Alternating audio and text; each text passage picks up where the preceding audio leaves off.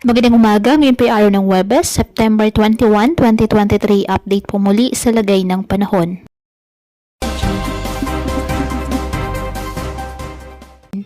Ayon sa Pag-asa, patuloy pa rin po na umiiral ang Intertropical Convergence Zone or ITCZ.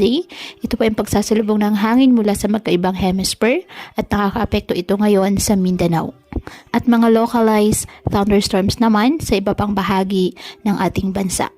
Lalo na po yan sa dakong hapon at gabi.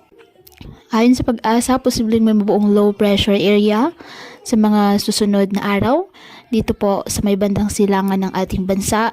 At ayon pa sa ahensya, hindi po inaalis ang posibilidad ng pamumuo ng hanggang isang bagyo bago po matapos ang buwan ng Setyembre.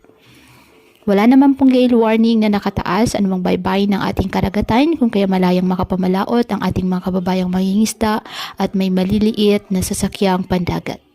Ngayong araw, dahil po sa epekto ng Intertropical Convergence Zone or ITCZ, asahan po dyan ang maulap na kalangitan na may kalat-kalat na pag-ulan at thunderstorms sa Zamboanga Peninsula, Davao Region, Maguindanao, Sultan Kudarat at Sarangani.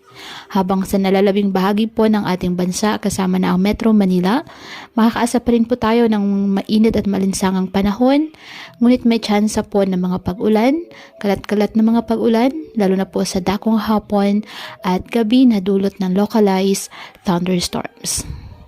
Kaya pinapayuhan ng ating mga kababayan na may maingat at maging alerto po sa mga posibleng pagbaha at pagguho ng lupa at ugaliin na magdala palagi ng payong o kahit anumang panangga sa ulan sa tuwing lalabas ng ating mga tahanan. At yan po muna ang update sa lagay ng panahon ngayong araw. Muli patuloy po tayo na mag-ingat at palaging tandaan, God loves you. Stay safe and God bless.